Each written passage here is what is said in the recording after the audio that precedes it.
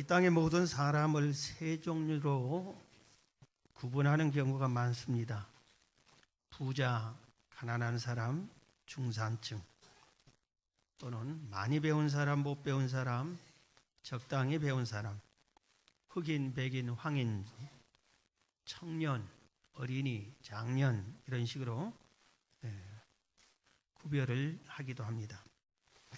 성경 고린도전서 2장과 3장에는 자연인, 육에 속한 사람, 신령한 사람 이렇게 세 종류로 구별하기도 합니다. 자연인은 예수님을 안 믿는 사람, 신이 없다고 하는 사람들, 천국과 지옥을 믿지 않는 사람입니다. 이 세상의 전부인 줄 알고 있습니다. 그렇기 때문에 이들은 자기 마음대로 제 뜻대로 삽니다. 모든 것을 자신의 힘과 노력으로 되는 줄 알고 그걸로 의지하면서 살아갑니다. 우리가 흔히 세상 사람들이라고 표현을 합니다. 육에 속한 사람들은 예수님을 믿는다고는 합니다. 교회를 다니고 함께 예배드리고 기도하고 헌금도 하고 봉사도 함께 합니다. 그러나 사는 모습은 예수님과 동행하지 않습니다. 성령님의 뜻에 순종하지 않습니다. 성경대로 살지 않습니다. 제 멋대로 삽니다. 육체가 원하는 대로 삽니다.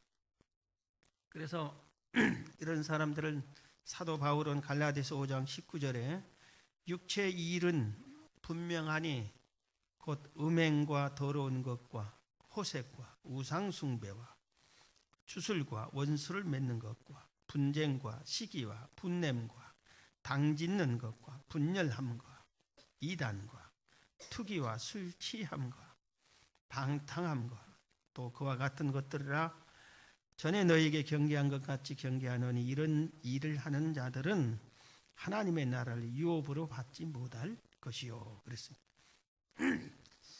이렇게 육에 속한 사람들은 신앙생활을 한다고 하고 하나님을 믿는다고 하면서도 쉽게 좌절합니다.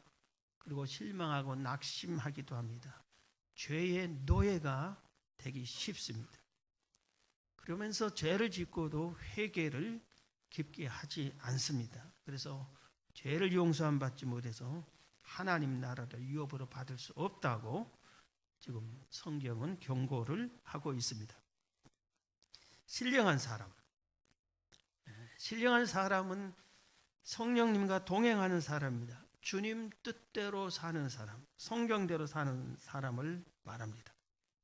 이런 사람들을 아까 갈라디아서에서 말한 것처럼 바울은 16절에 보면 내가 이르노니 너희는 성령을 따라 행하라 그리하면 육체의 욕심을 이루지 아니하리라.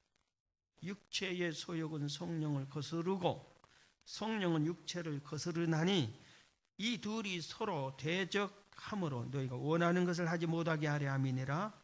너희가 만일 성령의 인도하시는 바가 되면 율법 아래 있지 아니하리라. 그러면서 이런 사람들은 성령과 함께 열매를 맺는데 22절부터 보면 오직 성령의 열매는 사랑과 희락과 화평과 오래 참음과 자비와 양선과 충성과 온유와 절제니 이 같은 것을 금지할 법이 없느니라. 그리스도 예수의 사람들은 그러니까 신령한 사람들은 육체와 함께 그 정욕과 탐심을 십자가에 못 박았느니라. 자기의 육체적으로 살려고 하는 그런 모든 것들을 죽인다 이겁니다. 25절 만일 우리가 성령으로 살면 또한 성령으로 행할지니 헛된 영광을 구하여 서로 노엽게 하거나 서로 투기하지 말지니라. 이렇게 말하고 있습니다. 신령한 사람들은 성령의 열매를 맺습니다. 열매가 반드시 있습니다. 다른 사람에게 예수 그리스도를 전합니다. 하나님을 영화롭게 합니다. 오늘 본문도 세 가지 종류의 사람을 소개합니다. 우리가 사도행전에 세 종류의 사람을 지금 소개하고 있어요.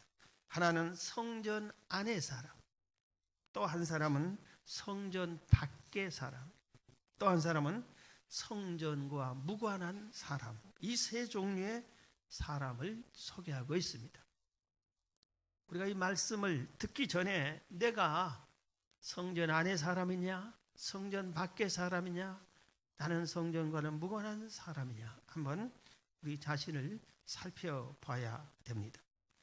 성전 안의 사람은 어떤 사람인가? 성전 안의 사람. 오늘 본문 1절에 보면은 제9시 기도 시간에 베드로와 요한이 성전에 올라갈새. 성전 안의 사람은 성전을 수시로 찾습니다. 성전을 사모합니다. 그리고 성전을 가까이 합니다. 그런데 이들이 성전의 사람은 몇 가지 특징이 있는데 그 중에 하나가 성전의 사람들은 기도의 사람입니다. 이슬람인들은 하루에 5차례나 기도합니다. 자기들이 말하는 성지라고 하는 메카를 향해서 5차례 기도합니다. 그 시간 되면은 다 같이 기도합니다.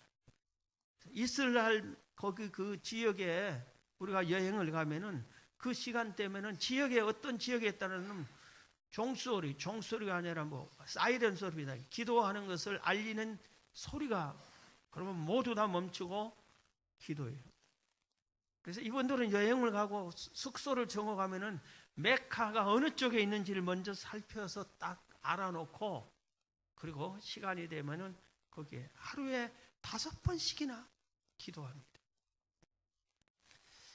당시 하나님을 믿는, 이 성경이 기록될 당시 하나님을 믿는 유대인들도 하루에 3번씩 기도했어요. 3시, 6시, 9시 기도 시간을 정해놓고 기도했습니다. 성경에 나오는 시간은 우리나라 시간으로 환산을 하면은 6시간만 보태면 됩니다. 그러니까 이들은 아침 9시에, 낮 12시에, 오후 3시에 하루에 3번씩 기도를 했습니다. 그래서 베드로와 요한도 지금 제9시 기도 시간에 했기 때문에 오후 3시에 성전에 올라가서 기도를 했다 이겁니다. 이 베드로와 요한은 기도하는 것을 아주 기뻐했어요. 당연히 기뻐할 수밖에 없고 힘쓸 수밖에 없었어요. 그 이유는 우리가 이미 배운 그대로 예수님께서 예루살렘을 떠나지 말고 약속한 성령을 기다려라, 그렇게 한 말씀을 듣고 예루살렘 안에 있는 마가의 다락방에서 전혀 기도만 힘썼더니, 약속한 성령을 주시옵소서 기도했더니 열흘 만에 성령 충만을 받았어요. 기도하다 성령 충만을 받았어요. 기도하다 하늘이 열렸다고 그랬어요. 하늘이 열리고 성령이 임하는 것을 그들이 보였다고 그랬어요. 그래서 기도함으로 성령 받고 기도함으로 하늘 문이 열리고 이런 경험이 있었어요. 기도 응답의 경험이 계속 있었어요. 그렇기 때문에 기도하는 것을 기뻐하고 기도 시간을 기다리고 기도 시간이 되면 만사를 제쳐놓고 성전에 가서 기도를 했습니다. 그런데 이들이 기도하는 것을 우리가 생각할 때 기도 시간 정해진 그 시간이니까 기도했겠구나 간단하게 생각하는데 그렇지 않습니다. 너무나 바쁜 사람들이 있어요. 이 세상에 바쁘지 않은 사람 어디 있어요? 그런데 이들은 어떠세요? 초대교회가 처음 교회가 출발을, 오늘 교회를 개척할 때 이 초대 예루살렘 교회가 개척을 할 때 몇 명으로 시작했어요? 120명. 그런데 어땠어요? 성령을 받고 나서 베드로가 한 번 설교하니까 하루 동안에 3,000명이나 세례받고 등록했어요. 새신자가 3,000명이나 왔어요. 그렇기 때문에 시간이 흐를수록 얼마나 많은 무리들이 예수를 믿기 시작했어요. 그런데 주의 종들은, 사도들은 12명뿐이에요. 12명이 수천 명을 다 살펴야 되죠. 예배 인도하지요. 성찬식 집례하지요. 기도해 주지요. 상담하지요. 또 봉사하지요. 구제하지요. 성경 가르치죠. 얼마나 눈코 뜰 새 없이 바빴던 사람들입니다. 그럼에도 불구하고 그들은 기도 시간이 되니까 기도하러 성전에 올라가서 기도를 했습니다. 기도가 가장 귀한 것을 알았기 때문에, 기도가 생명이라는 것을 알았기 때문에, 가장 소중한 것이 기도라는 것을 알았기 때문에 그들은 기도에 힘썼습니다. 기도가 가장 소중한 것을 깨달은 사람이, 그리고 기도하는 사람이 성전 안의 사람인 겁니다. 예수님께서 이렇게 말씀하셨어요. 내 집은 만민이 기도하는 집이다. 성전을 가리키고 이 집은 기도하는 집이다, 이렇게 말하세요. 우리가 빵이 많이 있는 집에는 이 집은 빵집이다, 그리고 음식 파는 곳은 이건 식당이다 하는 것처럼 성전을 가리켜서 기도하는 집이다, 이렇게 말했어요. 이건 뭐예요? 성전 안에 사람은 기도를 해야만 된다. 기도에 힘써야 됩니다. 그래서 우리의 신앙생활에 기도가 기본이 되어야 되고, 기도를 가장 충실하게 기도를 많이 해야 됩니다. 기도 없는 다른 모든 것은 그분이 잘못된 겁니다. 기초가 약한 거냐 마찬가지입니다. 그래서 예수님은 성자 하나님이시잖아요. 신이잖아요. 그럼에도 불구하고 공생애를 사역할 때 40일 금식 기도하고 시작을 하셨어요. 그리고 새벽 기도하셨죠. 산상 기도하셨죠. 철야 기도하셨죠. 겟세마네 동산에서는 피땀 물리는 기도를 했어요. 기도에 얼마나 열정을 다했으면, 온힘을 다해서 구했으면 피땀이 쏟아졌어요. 인생애를 마지막 마칠 때 십자가에 매달려서 온 인류를 대속하는 죽음의 제물이 될 때, 그때 무엇을 하셨어요? 기도하고 마쳤어요. 십자가에 매달려서 하나님께 기도하고 마쳤어요. 공생애를 기도로 시작하고 삶의 마지막을 기도로 마쳤습니다. 이게 성전의 사람이에요. 여러분은 가장 소중한 것이 뭡니까? 기도해야 됩니다. 기도가 가장 소중해요. 그래서 가장 바쁜 시간에 베드로처럼 기도해야 돼요. 가장 소중한 시간에 기도해야 돼요. 여러분, 기도의 사람이 되기를 주의 이름으로 축원합니다. 그 다음에 성전 안의 사람은 예배의 사람입니다. 성전에 가서 기도만 하는 게 아니라 예배를 드리는 겁니다. 초대교회 성도들은 예배 드리는 것이 우리처럼 평안하게 아무 때나 와서 예배를 드리고 그런 형편이 아니었습니다. 만약에 예배를 드리다가 들키면, 붙잡히면은 그대로 핍박을 받고 사자의 밥이 되고 칼로 목베임을 당하고 순교를 당해야 하는 그런 위기의 상황 속에서도 그들은 예배를 소중히 여기고 예배를 드렸습니다. 그래서 그들은 핍박을 피해서 시체들을 순교자들의 무덤인 공동묘지에 굴을 파고 들어가서 거기에서 예배를 드리세요. 카타콤이라고. 자기들끼리 암호를 표시를 정해놨어요. 이 표시를 정한 쪽으로 가면은 예배 처소가 나온다. 자기들끼리. 우리가 등산을 가면은 가끔 등산에 이 조그만한 이 팻말을 무슨 산악회 하고 하나씩 묶어놓죠. 이쪽으로 오세요 하는 거잖아요.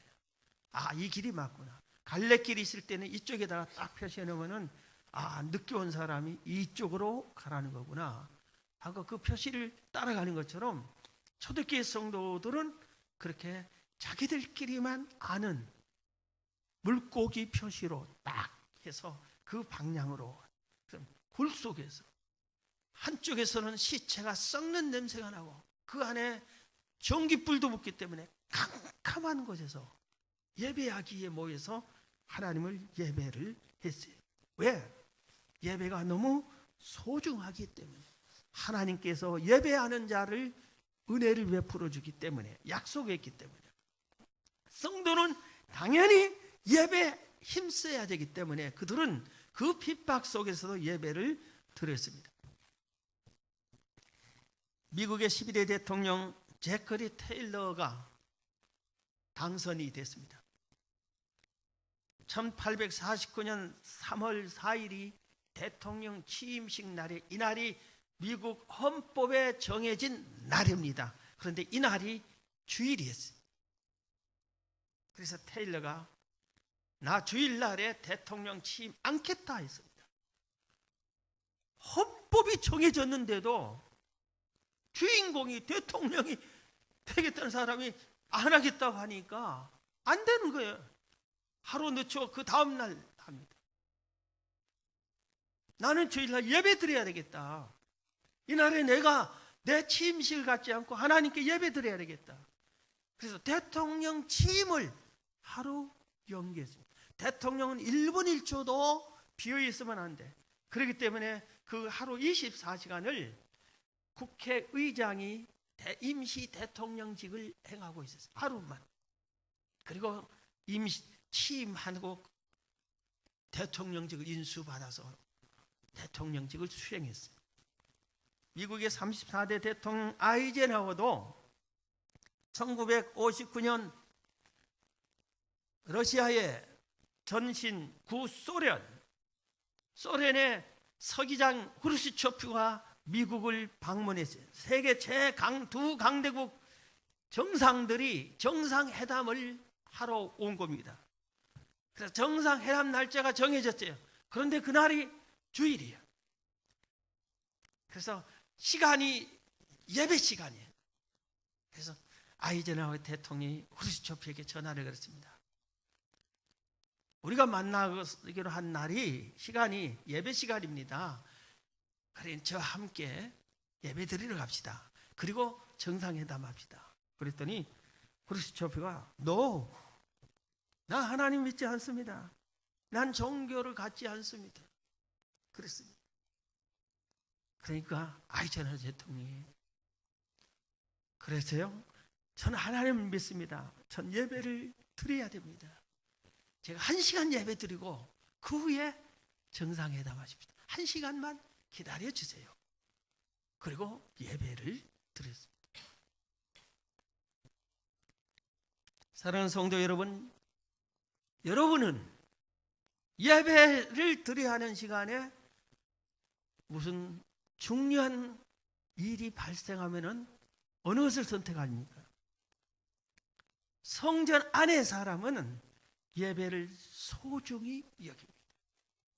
우리가 예배를 드릴 때 아무 때나 예배를 드리고 아무렇게나 드리고 시도 때도 없이 예배가 있기 때문에 예배가 너무 잘못되고 말하죠. 예배를 드려도 안 드려도 그리고 아무렇게나 들어도 괜찮아요. 여러분, 성경 어디를 살펴봐도 예배는 너무 소중한 게 하나님이 예배를 드리는 것을 이렇게 드려라 하고까지 하나님이 직접 명령을 했어요. 번제는 이렇게, 화목제는 이렇게, 제물은 어떤 걸로, 소제는 어떻게. 모든 예배를 하나님이 직접 간섭하셨어요. 피조물은 모두가 다 하나님을 최고의 정성을 다해서 예배해야 되는 겁니다. 그런데 우리의 마음이 예배를 너무 가볍게 여겨요. 옆집 아저씨 만날 때는 그래도 이렇게 하고 오는데 하나님 예배하러 올 때는 이렇게도 않고 와. 그래도 아무렇지도 않아. 우리 선보러 갈 때보다 더 긴장하고 더 준비하고 예배를 드려야 됩니다. 사실은 그래야 되는 거예요. 여러분, 새해에 여러분이 진정한 예배자가 되기를 주의 이름으로 축원합니다. 성전 안의 사람은 또한 주는 것을 좋아하는 사람입니다. 베드로와 요한이 성전에 기도하러 들어가는데 성전 문 앞에서 나면서부터 한진뱅이가 한 푼만 도와주세요. 너무 배고픕니다. 아침도 못 먹었습니다. 점심도 못 먹었습니다. 벌써 3시입니다. 좀 도와주세요 하고 자꾸 도와달라고 손을 벌립니다. 베드로와 요한이 돈이 없었습니다. 그래서 내가 널 도와줄게 아무것도 없다 하고 그냥 지나가는 것이 아니라 내게 있는 것으로 너를 돕겠다, 주겠다. 그렇게 하면서 오늘 본문 6절에 베드로가 이르되 은과 금은 내게 없거니와 내게 있는 이것을 내게 주노니, 내게 있는 것을 내게 주노니 나사렛 예수 그리스도의 이름으로 일어나 걸어라. 나는 예수가 있다. 예수가 내 안에 예수님이 있다. 이 예수님을 너에게 준다. 그러니 너도 이 예수님을 받아들여서 평생 안전뱅으로만 사는데 일어나 걸어라 하고 주는 자가 되세요. 예수님을 주었어요. 우리도 흔히 줍시다, 뭘 나눠줍시다 이렇게 할 때에 없습니다. 줄 것이 없습니다. 그런데 여러분, 우리는 줄 것이 많이 있습니다. 꼭 물질만 줘야 되는 것이 아니에요. 물질이 있으면 물질을 주면 되지만 없을 때는 내 재능을 줄 수 있고 내 시간을 줄 수 있고 내 몸을 건강을 빌려줄 수도 있어요. 그리고 여기 베드로 요한처럼 내 안에 있는 예수님을 주는 겁니다. 예수님을 전해 주는 겁니다. 여러분, 성경은 받는 자보다 주는 자가 더 복되다고 그랬어요. 여러분, 주는 자 되기를 주의 이름으로 축원합니다. 성전 안의 사람은 하나님께 영광 돌리는 사람이세요. 오늘 본문 7절 8절에 보면은 오른손을 잡아 일으키니 발과 발목이 곧 힘을 얻고 뛰어서서 걸으며 그들과 함께 성전으로 들어가면서 걷기도 하고 뛰기도 하며 하나님을 칭송하니 그랬어요. 베드로가 나는 은금 없지만 내게 있는 예수님을 너에게 주노니 예수의 이름을 명하노니 일어나 걸으라 할 때, 그리고 오른손을 잡아 일으키니까 발목이 힘을 얻었습니다. 그리고 일어섰습니다. 일어서서 기쁘다. 야, 일어섰구나. 기쁘다 하고 자기 기뻐하고 자기가 그냥 집으로 가버린 게 아니라 기뻐하고 뛰기도 하고 걷기도 하면서 베드로를 따라서 성전으로 가면서 하나님을 찬양했어요. 하나님을 찬양했어요. 하나님께 영광을 돌렸어요. 그래서 성전의 사람은 하나님께 영광을 돌리는 사람이 바로 성전의 사람입니다. 오늘 여러분, 세 종류의 사람이 오늘 본문에 있다고 했는데 이 성전의 사람, 여러분이 성전 안의 사람이 다 되시기를 주의 이름으로 축원합니다. 자, 그러면 성전 밖의 사람은 어떤 사람인가? 자, 정신 차려야 돼요. 오늘 이 대목을 잘 들어요. 왜냐하면은 성전 밖의 사람이 여기 많거든. 성전 밖의 사람. 성전 밖의 사람은, 이런 사람은 성전 옵니다. 그러나 진정으로 하나님을 경외하지 않아. 하나님께 기도하러 오지 않아요. 예배를 참여합니다. 그런데 예배를, 진정한 예배를 안 드립니다. 예배를 드려요. 그런데 진정한 예배가 아니에요. 함께 기도하고 찬양하면서 진정한 하나님이 기뻐하는 예배를 아니에요. 성전에 오는데 자기의 목적을 위해서 옵니다. 교회를 위해서 나오는 것이 자신을 위해서 나옵니다. 여러분, 예배는 나를 위해서 오는 것이 아니에요. 예배당에 와서 예배 드리는 것은 나를 위해 오는 것이 아니에요. 내가 지금 와서 하나님의 은혜를 받고 내 기도를 응답을 받고 여러분, 그게 아니라 진정한 바른 사람은 내가 와서 나를 죄에서 사해 주시고 나를 하나님의 자녀 삼아 주세요. 그 주님의 은혜, 하나님의 사랑에 감사하는 마음으로 그 하나님께 감사의 표현으로 하나님께 예배를 내가 드리러 오는 거예요. 예배를 드려야 되는 거예요. 받으려고 하는 게 아니라 드려야 되는 거예요. 드려야 되는 것. 오늘 본문에 나오는 이 나면서부터 안준뱅이는 날마다 성전에 왔어요. 비가 오나 눈이 오나 하루도 빠지지 않고 성전에 왔습니다. 그런데 성전 안으로 들어오지 않고 성전 문 밖에서 한 발자국만 뛰면 안으로 들어갈 수 있는데 그 문 밖에서 성전에 와서 자기 목적은 구걸하러 온 거지 예배드리지 않습니다. 돈을 얻으러 온 것이지 기도하지 않았어요. 성전에서 조금만 들어가면 되는데 문만 박차고 들어가면 되는데 자기를 이해해서 와서 구걸의 목적으로 이렇게 성전 문 밖에 있는 돈밖에 몰랐어요. 한 푼 주시오, 조금 도와주세요. 자기를 위해서만 온 겁니다.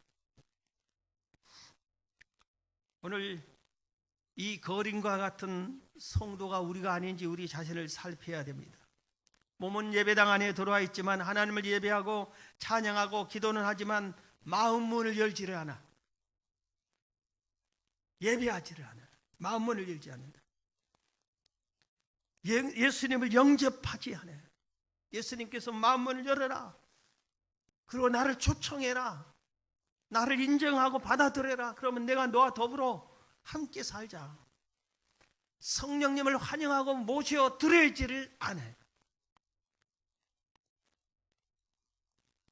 성전 문까지 날마다 와서 들어오지를 않아요. 물질의 노예가 된 사람입니다. 습관적으로 형식적으로 성전을 드나드는 사람입니다. 이것은 하나님이 임재하는 것이다. 하나님이 우리의 예배를 받으신다. 이런 자세로 거룩한 마음으로 경건한 마음으로 성전에 와서 예배를 드리는 것이 아니라 전혀 감각 없이 깨닫지도 못하고 인식하지도 못하고 회개하지도 않고 습관적으로 이렇게 신앙생활을 하는 분들이 바로 성전에 왔지만 성전 밖의 사람, 직분도 맡아. 그런데 그 직분을 주님이 주시는 힘으로 하지 않아요. 그러다 보니까 하다가 지치면 짜증내고 같이 봉사하는 사람끼리 다투고 그러게 되는 겁니다.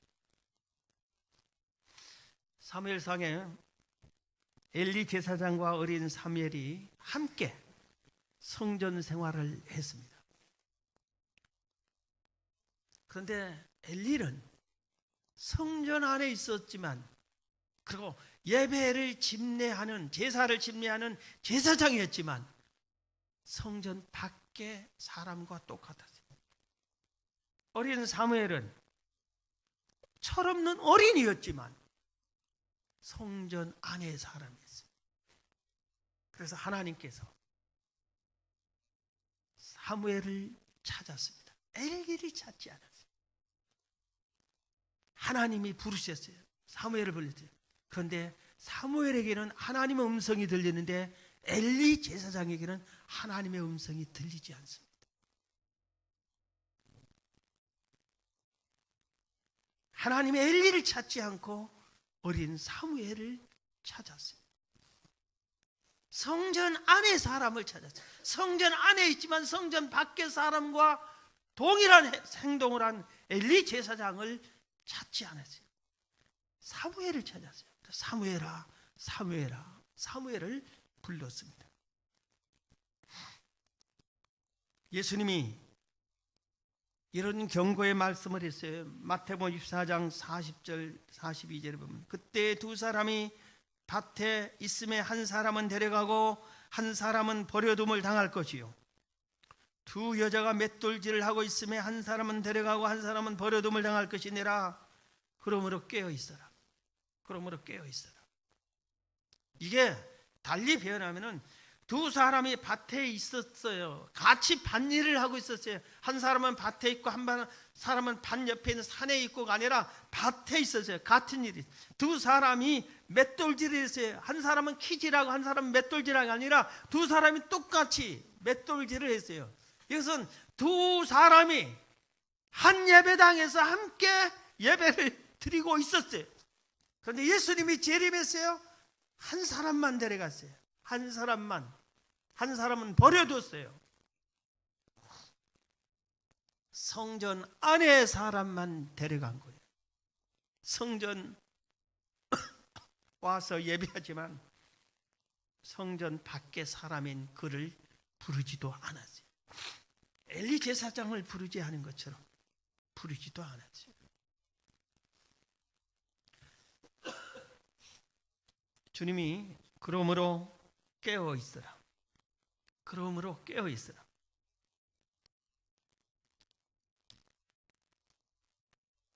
우리가 그 주님의 말씀에 귀를 기울여야 돼.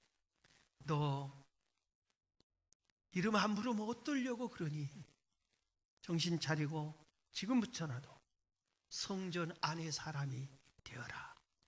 그렇게 요구한 겁니다. 사랑하는 성도 여러분, 성전 안으로 들어오시기를 바랍니다. 마음을 활짝 열고 주님이 내 안에 오셔서 이제 내 삶을 주님이 주인이 되셔서 나를 이끌어가 주십시오. 그동안 내가 내 마음대로 살았습니다. 내 계획대로 살았습니다. 내 뜻대로 살았습니다. 잘못했습니다.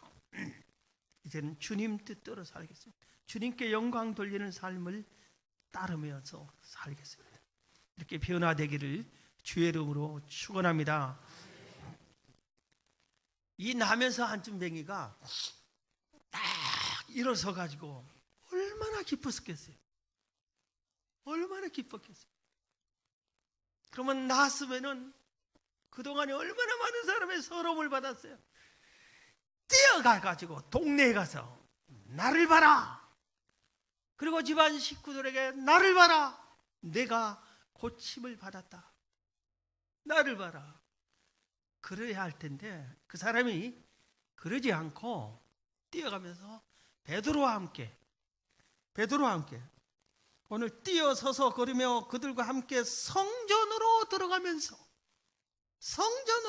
들어가면서 걷기도 하고 뛰기도 하며 하나님을 찬송했어요. 오늘 8절에 그랬어요. 성전으로 들어갔어요. 하나님을 예배하러, 하나님께 감사하러, 하나님께 기도하러, 그러면서 찬송을 불렀어요.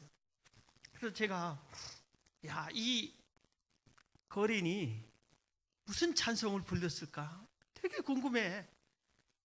찬송하면서 들어갔어요.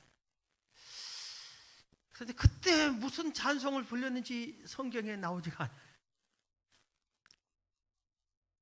그래서 우리 찬송가 중에 지금 우리가 사용하는 찬송가 중에 복음성가 중에 이 중에서 불렀다면 어느 곡을 불렀을까 하다가 제가 하나 선택한 게 있어요. 436장 나 이제 주님의 새 생명 얻은 옛 것은 지나고 새 사람이로다. 그 생명 내 맘에 강같이 흐르고 그 사랑 내게서 해같이 빛난다. 영생을 누리며 주 안에 살리라. 오늘도 내일도 주와 함께 살리라. 분명히 이런 비슷한 찬송 불렀을 거예요. 사랑하는 성도 여러분, 성전 밖에 내가 성전 안에 있는 줄 알았는데 오늘 말씀 들어보니 성전 밖이 나였구나. 여러분, 이 거린처럼 성전 안으로 들어가시기를 주의 이름으로 축원합니다. 마지막으로 한 사람, 성전에 무관한 사람입니다.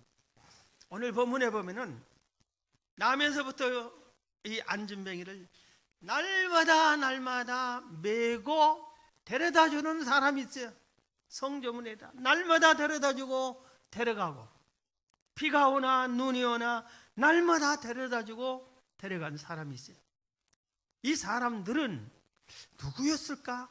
설명이 없습니다, 성경에는. 혹시 거린이 하루 번 돈을 반반씩 나눠 먹기로 한 사람들인가? 아니면은 가족일까?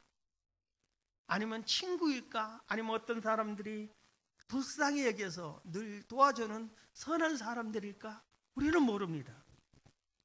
근데 이 사람들은 참 어리석은 사람이죠.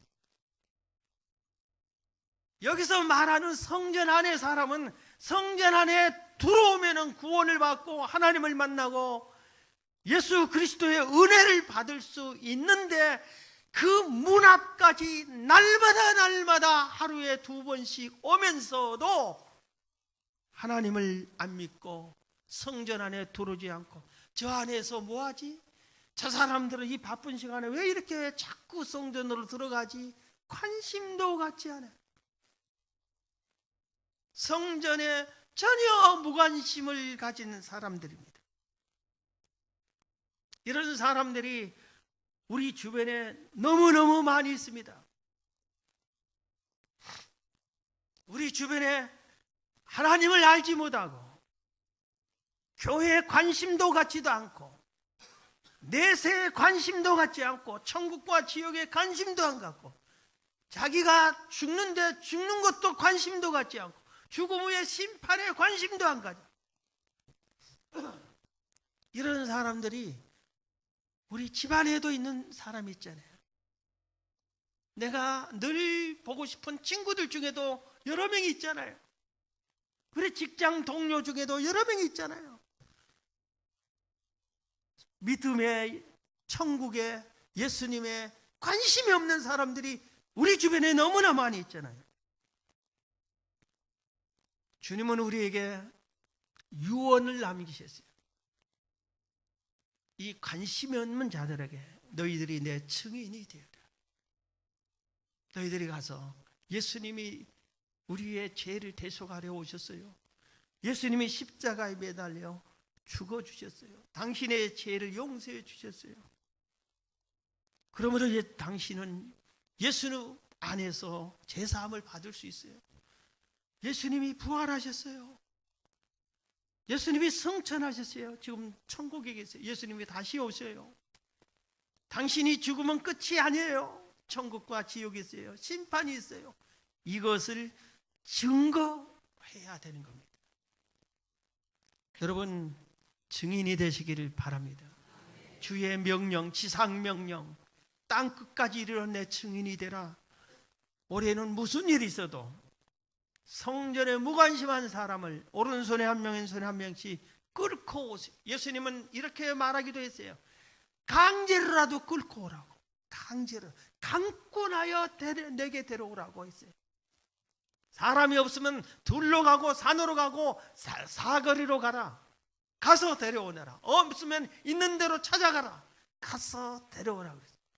때를 얻든지 못 얻든지, 시간이 있든지 없든지 시간을 일부러 만들어서라도 데리고 와라 했습니다. 신앙생활하는데 지난 1년 동안 한 번도 예수 믿으세요 외쳐본 적이 없어요. 무관심한 사람 똑같아요. 성전 밖의 사람이에요. 한 번도 끌고 온 적이 없어요. 저 사람은 어떻게 예수 믿게 하지? 기도해보지도 않아요. 힘을 써보지도 않아요. 나와는 상관이 없어요. 그러니 주님도 당신과 상관이 없는 거예요. 오늘 이 말씀을 듣는 여러분이 성전 안의 사람으로 변화되기를 주의 이름으로 축원합니다.